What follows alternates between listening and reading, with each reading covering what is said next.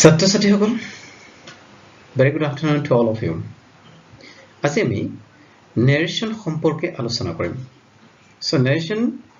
এই কাৰণে অষ্টম শ্ৰেণীৰ প্ৰথম সাগে তোমালোকে narration পাইছা. ইয়াৰ আগত narration পোৱা নাছিল না. So narrationৰ একেবাৰে ABC ৰ পৰা আমি জানিব লাগিব. নহয় জানো? So অষ্টম শ্ৰেণী তোমালোকৰ ইংৰাজী বিষয়ৰ যেটো দ্বিতীয় second lesson আছে my native land তাৰ activity number 10 তাত narration সম্পৰ্কে activity আছে গতে সেইখিনি আমি কৰিব লাগিব আৰু তাৰ বাবে narrationৰ নিয়ম বিলাক কিছু narration সম্পৰ্কে কিছু কথা আমি জানিব লাগিব সো narration তোমালোকে জানা না যে narration দুই প্ৰকাৰৰ ডাইৰেক্ট আৰু ইনডাইৰেক্ট স্পিচ ইয়াত স্পিচ বুলি ডাইৰেক্ট আৰু ইনডাইৰেক্ট স্পিচ বুলি কোৱা হয় সো স্পিচ মানে হৈছে উক্তি এটা হ'ব ডাইৰেক্ট স্পিচ প্ৰত্যক্ষ উক্তি আনটো হৈছে ইনডাইৰেক্ট স্পিচ পৰোক্ষ উক্তি গতিকে এই প্ৰত্যক্ষ আৰু পৰোক্ষ উক্তি মানে প্ৰত্যক্ষ উক্তিটোক আমি কেনেকৈ পৰোক্ষ উক্তিলৈ লৈ যাব পাৰো ডাইৰেক্ট স্পিচ এটা আমি কেনেকৈ ইনডাইৰেক্ট স্পিচলৈ নিব পাৰো নাইবা কেতিয়াবা ইনডাইৰেক্টৰ পৰা ডাইৰেক্টলৈ আনিব লাগিব সেই প্ৰক্ৰিয়াটোৱে হৈছে তোমালোকৰ narration মানে যে বলা আমি কেনেকৈ এটো কৰা হয় সেই সম্পৰ্কে শিকো সো narration আমি ইতিমধ্যে কৈছো যে ডাইৰেক্ট আৰু ইনডাইৰেক্ট narration আছে ইয়াত দুভাগত ভাগ কৰি দিয়া হৈছে দেখুৱা হৈছে যে ডাইৰেক্ট খিনি কেনে হয় ইনডাইৰেক্ট খিনি কেনে হয় সো ডাইৰেক্ট narrationত চোৱা ডাইৰেক্ট narrationত যদি কব যাও তেতিয়াহলে ইয়াত চোৱা তোমালোকৰ ডাইৰেক্ট স্পিচ মানে ডাইৰেক্টত অসমীয়াতে আমি ভালকে বুজি লওঁচোন ইয়াত কি কৈছে তেও কৈছিল মই বিদ্যালয়লৈ গৈ আছো মানে এই বাক্যটোকে চোৱাচোন তেও কৈছিল মই বিদ্যালয়লৈ গৈ আছো এটো কি এই পিছৰ বাক্যটো চোৱা মই বিদ্যালয়লৈ গৈ আছো এইখিনিত একেবাৰে কমাৰ তাৰপিছত ঊৰ্ধ্ব কমাৰ ভিতৰত লিখিছে কোনোবা এজন মানুহে বা কোনোবা এজন ব্যক্তিয়ে যদি তেওঁৰ কথাখিনি যিখিনি কথা কয় সেই কথাখিনি উঠাই দিবৰ কাৰণে আমি কি কৰো একেবাৰে ঊৰ্ধ্ব কমা ডাবল ইনভাৰ্টেড কমা যে কোৱা হয় ইংৰাজীত হেতু ব্যৱহাৰ কৰো নহয় জানো সো এই ডাবল ইনভাৰ্টেড কমাত লিখা আছে আৰু এই কথাখিনিকেই তেও কৈছিল মই বিদ্যালয়লৈ গৈ আছো ইয়াক যেতিয়া আমি পৰোক্ষভাৱে কম ঊৰ্ধ্ব কমা উঠাই দি বেলেগৰ উঠাইবা বেলেগৰ দ্বাৰা কোৱা হ'ব তেতিয়া হলে হেতুক আমি ইনডাইৰেক্ট স্পিচ নাইবা পৰোক্ষ উক্তি বুলি কম ইয়াত চোৱাচোন তেও কৈছিল যে তেও বিদ্যালয়লৈ গৈ আছিল তেও কৈছিল মই বিদ্যালয়লৈ গৈ আছো এটো হয়তো থাৰ্ড পাৰসন কোনোবা এজনে শুনিলে আৰু সেই শুনা ব্যক্তিজনে আকৌ বেলেগ এজনক গৈ পেলাই এই কথাটো কৈ আছে তেও কৈছিল যে তেও বিদ্যালয়লৈ গৈ আছিল মানে অৰ্থৰ একো পৰিৱৰ্তন হোৱা নাই অৰ্থ পৰিৱৰ্তন হোৱা নাই কিন্তু ইয়াৰ গঠনৰ পৰিৱৰ্তন হৈছে আগতত কমা ঊৰ্ধ্ব কমাৰ ভিতৰত আছিল প্ৰত্যক্ষভাৱে কথাখিনি কোৱা আছিল ডাইৰেক্ট কোৱা আছিল ইয়াত ডাইৰেক্টলি কোৱা নাই ইয়াত ইনডাইৰেক্টলি কোৱা হৈছে ইয়াত কমা আৰু ঊৰ্ধ্ব কমা নাই গতিকে আমাৰ narrationটো হেতুৱে narration মানে ডাইৰেক্টৰ পৰা ইনডাইৰেক্টলি নিয়াটো অৰ্থৰ পৰিৱৰ্তন কৰিলে নহব একেখিনি কথাকে আমি পৰোক্ষভাৱে কোৱাটোৱে narration এই বাক্যটোকে আমি ইংৰাজীত এনেকৈ কৰিছো he said I am going to school আৰু ইয়াক যেতিয়া he said I am going to school so কমা ঊৰ্ধ্ব কমা গতিখিনি আছে এইখিনি I am going to school কমা ঊৰ্ধ্ব কমা দিয়া আছে নে সো ইয়াক যদি ইনডাইৰেক্ট কৰা হৈছে ৰঙাখিনি আমি ইনডাইৰেক্ট কৰিছো ইনডাইৰেক্ট কৰতে ইয়াত লিখা আছে he said তাৰপিছত আকৌ that এটা লাগি গল ইয়াত he said that he was going to school কমা অৰ্থ কমা উঠি গৈ ইয়াত that লাগিল ওপৰটো চোৱা আকটো যে নাছিলে ইয়াতেও কৈছিল যে শব্দটো আহিছিল মানে দেখি যে যেনেকৈ আহিছিল ঠিক তেনেকৈ ইয়াতো that wordটো লগ লাগিল he said I am going to school এটো direct speech he said that he was going to school এটো হৈছে indirect speech বুজি পালানে এই ডাইৰেক্ট স্পিচত আমি যেহেতু narration চেঞ্জ কৰাটো শিকিব লাগিব সেইভাবে ইয়াত কি কৰিম কিছু কথা জানিব লাগিব এই ডাইৰেক্ট স্পিচৰখিনি চোৱাচোন ইয়াত প্ৰথমে লিখা আছে he said দুটা অংশত লিখা আছে he said তাৰ পিছত কমা আছে নে এই যে কমা আছে কমাৰ আগৰখিনিক আমি কি বুলি কওঁ আগৰখিনি ৰিপৰ্টিং ক্লজ আৰু সেই আগৰখিনিত কি থাকিব পাৰে সাবজেক্ট থাকিব পাৰে ভাৰ্ব থাকিব পাৰে আৰু অবজেক্টটো থাকিব পাৰে কিন্তু আমাৰ এই বাক্যটোত অবজেক্ট নাই অকল সাবজেক্টটো হৈছে he আৰু ভাৰ্ব হৈছে said he said সাবজেক্ট আৰু ভাৰ্ব আছে গতিকে এইখিনিক আমি ৰিপৰ্টিং ক্লজত থকা ভাৰ্বটোক আমি ৰিপৰ্টিং ভাৰ্ব বুলি কওঁ কি ভাৰ্ব বুলি কওঁ ৰিপৰ্টিং ভাৰ্ব বুলি কওঁ এটো জানি লবা এই ঊৰ্ধ্বকমাৰ ভিতৰৰ নহয় ঊৰ্ধ্বকমাৰ বাহিৰৰ যিখিনি নাৰেশন কৰিবলৈ দিয়া বাক্যটোত ঊৰ্ধ্বকমাৰ বাহিৰত থকা বাক্যটোৰ যেটো ভাৰ্ব থাকে হেতুক আমি ৰিপৰ্টিং ভাৰ্ব বুলি কওঁ ৰিপৰ্টিং ভাৰ্বটো এই কাৰণেই টাৰ্মটো তোমালোকে জনা দৰকাৰ কাৰণ পিছত যেতিয়া নিয়ম বিলাক কৈ থকা হ'ব তেতিয়া কোৱা হ'ব যে ৰিপৰ্টিং ভাৰ্ব সেট হলে নাইবা ৰিপৰ্টিং ভাৰ্ব ইটো হলে তেনেকে পৰিৱৰ্তন হয় সেইকাৰণে ৰিপৰ্টিং ভাৰ্বটো তোমালোকে ভালকে জানি লবা প্ৰথমে জানি লোৱা যে ঊৰ্ধ্বকমাৰ বাহিৰৰ অংশত থকা ভাৰ্বটো হৈছে ৰিপৰ্টিং ভাৰ্ব ঠিক আছে তাৰপিছত এই ঊৰ্ধ্বকমাৰ ভিতৰৰখিনিক আমি কি বুলি কম ঊৰ্ধ্বকমাৰ ভিতৰৰ অংশৰ বাক্যটোক আমি ৰিপৰ্টেড স্পিচ বুলি কম কি বুলি কম ৰিপৰ্টেড স্পিচ বুলি কম এইখিনি ক্লিয়াৰ বুজি পাইছা এতিয়া এই যে ৰিপৰ্টিং ভাৰ্বৰ ৰিপৰ্টেড স্পিচ আছে এটা সোজন ইয়াত যেতিয়া আমি ৰিপৰ্টিং ভাৰ্ব ডাইৰেক্টৰ পৰা ইনডাইৰেক্ট কৰিছিলো তেতিয়া এই ৰিপৰ্টিং ভাৰ্বটো হলনি হয় কি ভাৰ্ব কি হলনি হয় ৰিপৰ্টিং ভাৰ্বটো হলনি হয় এতিয়া ৰিপৰ্টিং ভাৰ্বটো হলনি হোৱাৰ নিয়ম কেনেকৈ হলনি হয় তাৰে এইখিনি সব সকলো সেন্টেন্সতে একে ধৰণে হলনি নহয় সেন্টেন্স আমি জানো কেই প্ৰকাৰ আছে সেন্টেন্স 5 প্ৰকাৰৰ গঠন অনুসৰি সেন্টেন্সক আমি 5 প্ৰকাৰৰ গঠন হয় অৰ্থ অনুসৰি সেন্টেন্সক আমি 5 ভাগত ভাগ কৰিব পাৰো এসাৰ্টিভ ইন্টাৰগেটিভ ইম্পাৰেটিভ অপটেটিভ আৰু এক্সক্লেমেটৰী নহয় জানো এই 5 ভাগতে আমি নেৰেশনখিনি বেলেগ বেলেগকে কৰিব লাগে সো প্ৰথম ভাগ যেটো আছে হেতু হৈছে এসাৰ্টিভ সেন্টেন্স এই এসাৰ্টিভ সেন্টেন্সৰ যেতিয়া নেৰেশন আমি চেঞ্জ কৰিম এসাৰ্টিভ সেন্টেন্স নেৰেশন চেঞ্জ কৰোতে ৰিপৰ্টিং ভাৰ্বটো কোনটো ৰিপৰ্টিং ভাৰ্বটো এই এনেকৈ হলনি হয় কেনেকৈ হলনি হয় সে যদি থাকে ডাইৰেক্টত তেতিয়া হলে ইনডাইৰেক্টত কি হৈ যাব কি হ'ব সে থাকিব যদি ডাইৰেক্টত সেজ থাকে ইনডাইৰেক্টতো সেজ হৈ যাব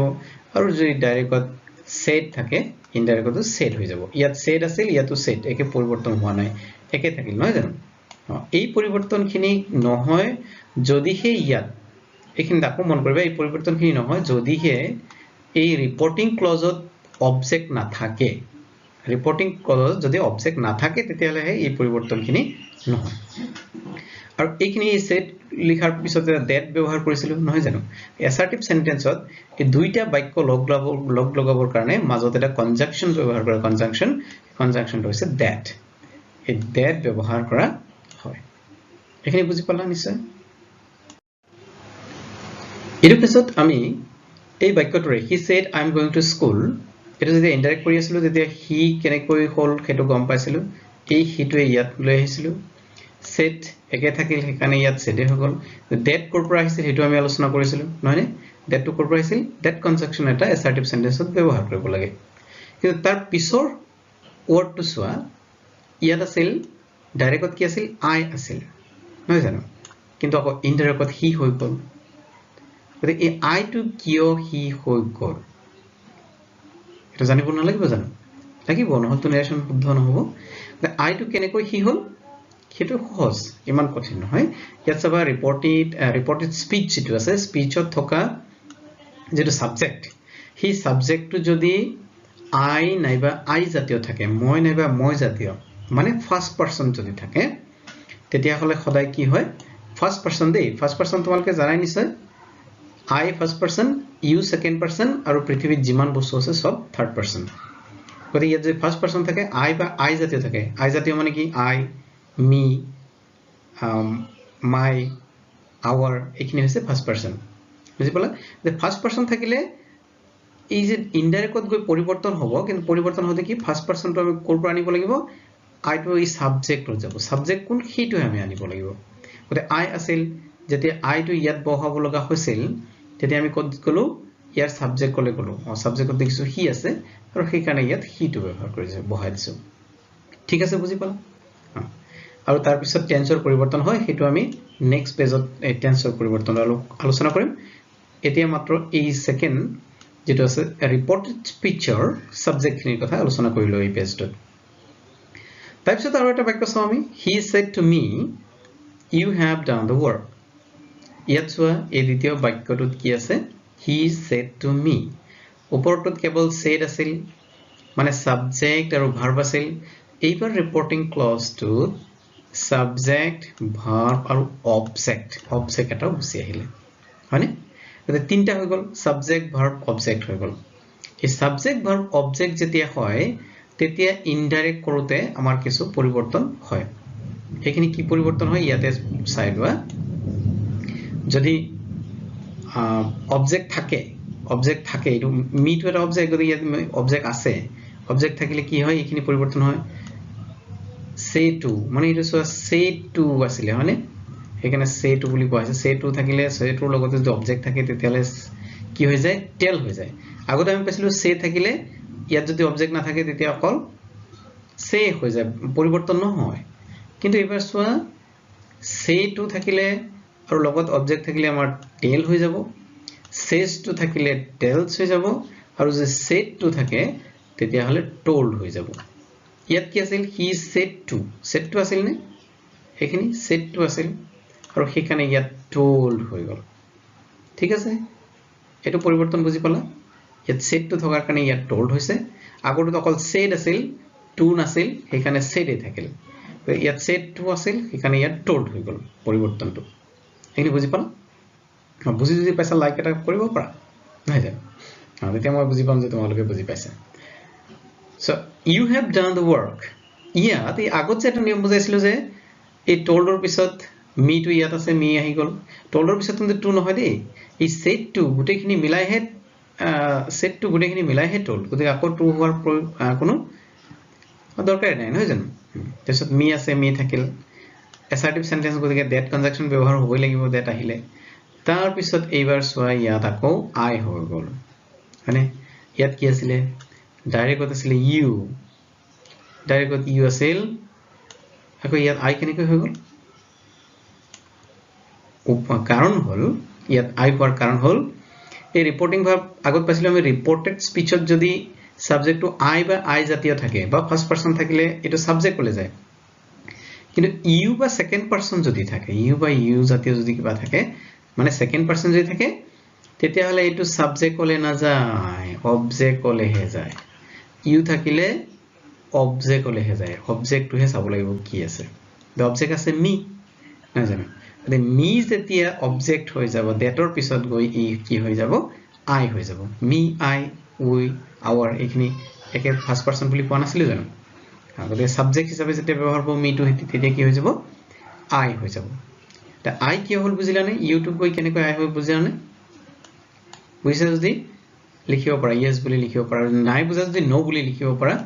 আৰু নাই বুজা যদি ডিসলাইক কৰিব পাৰা বুজিছা যদি লাইক কৰিব পাৰা তেতিয়া হলে মই আকৌ নেক্সট ক্লাছত এটো ভালকে বুজাই দিবলৈ যত্ন কৰিম এটো ইউ থাকিলে কি হয় অবজেক্ট কলে যায় এখিনি আমি বুজি পালো আৰু যদি থাৰ্ড পাৰসন থাকে ইয়াত he says to me তাৰপিছত কি আছে ইয়াত আকৌ he আছে নে সাবজেক্টটো he আছে he এটা থাৰ্ড পাৰসন থাকিলে ইয়াৰ কোনো পৰিৱৰ্তন নহয় দেখি এটো ইনডাইৰেক্ট চোৱা she tells me that he ইয়াতো he আছিল ইয়াৰ যদি he থাকে বা থাৰ্ড পাৰসন থাকে তেতিয়ালে ইয়াত কতো চিন্তা কৰিবৰ দৰকাৰ নাই কত যাব হেতু চিন্তা কৰাৰ দৰকাৰ নাই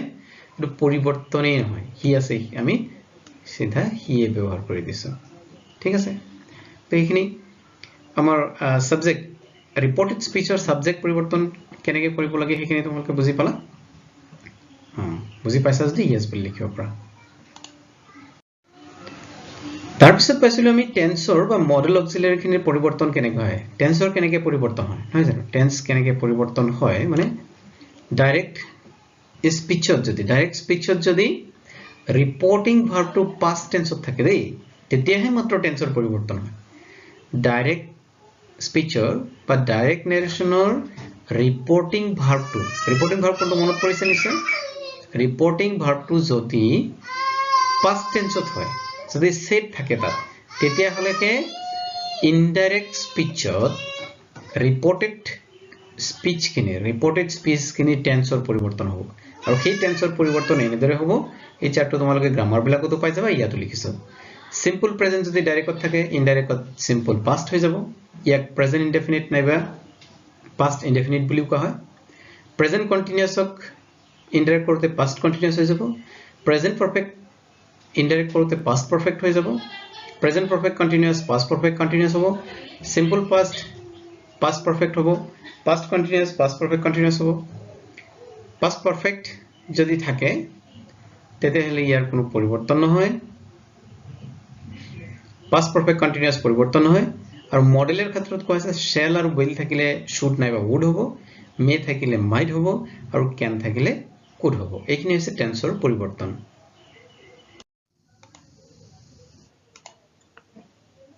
তাৰ পিছত আমি টাইম আৰু প্লেস চেঞ্জ সম্পৰ্কে আলোচনা কৰিম টাইম আৰু প্লেস কেনেকৈ চেঞ্জ হয় নেৰেশনত সেই সম্পৰ্কে আলোচনা কৰিম সো ইয়াৰ এটা উদাহৰণ সহ আমি আলোচনা কৰিম Gopal said to me I went to England last year so ইয়াত চোৱা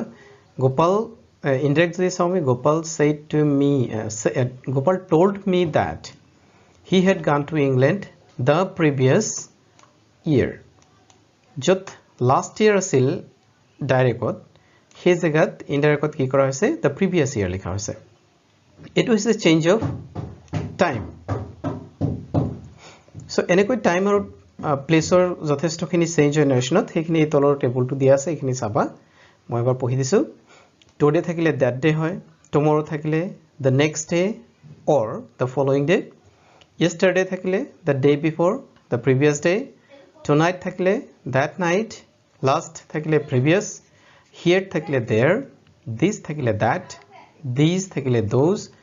ago থাকিলে before আৰু now থাকিলে then হয় so assertive sentence সৰ পিছত আমি interrogative sentence সম্পৰ্কে থুলমুলকে কিছু কথা জানিলো so interrogative sentence যেতিয়া আমি লিখিম তেতিয়া কি হয় এটা দুটা উদাহৰণ দিয়া হৈছে ইয়াত he said to me did you go to school yesterday interrogative মানে প্ৰশ্নবোধক গতি ইয়াত প্ৰশ্নবোধক চিন দিয়া হৈছে বাক্যটো প্ৰশ্নবোধক হয় answer হৈছে মানে indirect হৈছে he asked me if I had gone to school the previous day if I had gone to school the previous day so yet interrogative for karone ki hoise said to ask hoy goise aru ei conjunction to that or holoni if ব্যবহাৰ হৈছে হয়নে আকৌ দুই নম্বৰটো সোৱা he says to her where are you going so etu ki hoise he asked her where she is going so it's a yet says asile to ask hoy gol aru yat kintu conjunction ki hol if নাইবা whether ব্যবহাৰ হোৱা নাই এই যে wh question word টো আছিল where প্ৰশ্নবোধক যেটো শব্দ where when where how who এইবিলাকক wh question word বুলি কোৱা হয় সেই wh question word টোই তলল পহিলে তে তাৰ পৰিৱৰ্তন ইন্টাৰগেটিভ টো এনেকে পৰিৱৰ্তন হয় যদি ৰিপৰ্টিং ভাৰ্ব টো say থাকে তেতিয়া হলে ask হৈ যাব says থাকিলে asks আৰু said থাকিলে asked হৈ যাব past tense হ'ব আৰু conjunction কি হ'ব if নাইবা whether হ'ব যদি wh question word সেন্টেন্সত না থাকে তেতিয়া হলে if বা whether হ'ব আৰু যদি wh question word থাকে তেতিয়া হলে সেই wh question word টোৱে বহি যাব ইয়াত আৰু বেলেগ নবহে এবাৰ আমাৰ আটাইতকৈ দৰকাৰী ইম্পাৰেটিভ সেন্টেন্স তোমালোকৰ যেটো টেক্সচুৱেল নেৰেশন যিখিনি দিয়া আছে সেইখিনি এই ইম্পাৰেটিভ সেন্টেন্সৰ নেৰেশনে দিয়া আছে এইটো খুব মন দি শুনিবা তোমালোকে চাবা The teacher said to me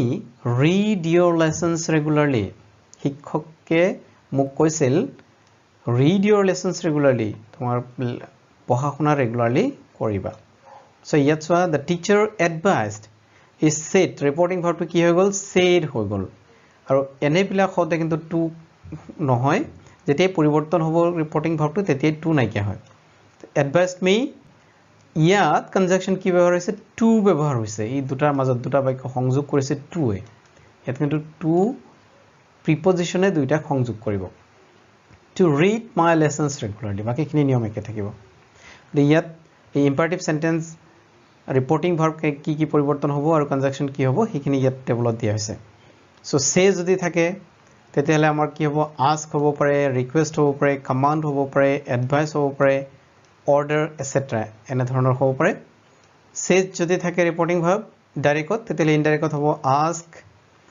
নাইবা ৰিকুৱেষ্ট নাইবা কমান্ড নাইবা এডভাইস মানে যিকোনো বাক্যত বহাই দিলে নহব ইয়াৰ অৰ্থ অনুযায়ী অৰ্থ অনুযায়ী দেই টিচাৰে যেহেতু পঢ়িবলৈ কৈছিল তাত তুমি ইয়াত ৰিকুৱেষ্ট বুলি লিখিব পাৰিবা জানো ৰিপৰ্টিং ভাৰ্বটো ৰিকুৱেষ্ট চেঞ্জ কৰিব পাৰিবানে নোৱাৰি ইয়াত আমি এডভাইচই ক'ব লাগিব নহয় জানো সেইকাৰণে অৰ্থ অনুযায়ী এই কেইটাৰ ভিতৰত যিকোনো এটা হ'ব পাৰে নাইবা অৰ্ডাৰ হ'ব পাৰে আৰু said যেতিয়া থাকিব তেতিয়া asked মানে এইখিনি past tense requested commanded advised ordered etc এইবিলাক হ'ব পাৰে আৰু এই দুটা বাক্য সংযোগ কৰোতে to নাইবা কেতিয়াবা নেগেটিভ বাক্য হলে not to ব্যৱহাৰ হয় নেগেটিভ বাক্য হলে toৰ আগত not এটা ব্যৱহাৰ হৈ যায় এইখিনি হৈছে ইম্পাৰেটিভ সেন্টেন্সৰ ৰিপৰ্টিং ভাৰ্ব চেঞ্জ আৰু দুটা বাক্য সংযোগ কৰোতে কনজাংশনৰ চেঞ্জ এবং আমাৰ টেক্সটত যিখিনি দি আছে activities number 10 let's learn sum grammar ইয়াত পেজ নাম্বাৰ 28 ওলাই লব পৰা তোমালোকে পেজ নম্বৰত আছে number A the poet said to the old man feel the cool breeze on your face here indirect hobo the poet asked yet said ase hekane ask hoy goise the old man yet imperative jehetu ase gute khini to e hobo majot conjunction dei imperative ekhini gute imperative hai so feel to feel the cool breeze on your thokar karone ki hoise your car is the old man নহয় জানো কোতে old man এর ক্ষেত্রে আমি his ব্যবহার করিছো face the man said to me listen to the gurgling of that little baby the man asked yes said আছে আমি ask ব্যবহার কৰিব পাৰিম মানে ask কেনে ক্ষেত্ৰত ব্যবহাৰ কৰা হয় তোমালোকে মন কৰিবা যে ৰিকুৱেষ্ট হ'ব নে অৰ্ডাৰ হ'ব এটা ৰিকুৱেষ্ট টু যেন লগা নাই অৰ্ডাৰ যেন লগা নাই এই দুটাৰ মাজত যিখিনি কনফিউজ হয় the মানুজনে মোক কৈছিল কেসুৱাৰ কলকলনিটো শুনা গাগলিংটো শুনিবলৈ কৈছিল এতেটো মানুজনে মোক ৰিকুৱেষ্টই কৰিছে এনে অৰ্ডাৰই কৰিছে তো বুজি পোৱা নাই মই মানে কনফিউজ হৈছো হেকাৰণে ask ব্যৱহাৰ কৰি দিম তেনে ক্ষেত্ৰবিলাকত ask ব্যৱহাৰ কৰিবা কনফিউজ হলে so confuser solution is ask imperative sentence ask me to listen to the giggling of that little baby the teacher said to us enjoy your holidays the teacher asked us to enjoy our holidays she said to me tell me your mobile phone number she asked me to tell my mobile phone number my mother tells me always obey your teachers my mother advises me to always obey our teachers